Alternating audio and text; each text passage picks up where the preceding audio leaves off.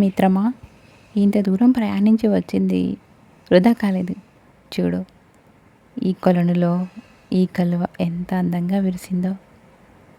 ఈ పువ్వును చూస్తుంటే నాకు ఎంతో ఆనందంగా ఉంది. స్వచ్ఛమైన చిరునవ్వులా ఎంత బాగుంది కదా ఈ కలువ పువ్వు. అంతేకాదు, అటు చూడు మిత్రమా, ఆ పిట్ట మన కోసం ఏదో పాట పాడుతోంది.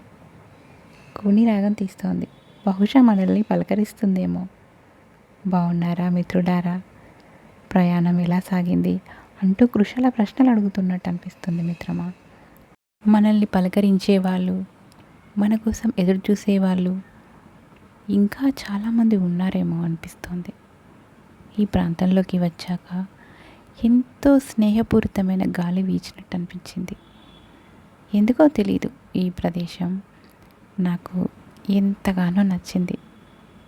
అవును మిత్రమా, నువ్వు చెప్పేది చాలా నిజం. అదిగో చూడు, ఆ ఇంద్రధనస్సు.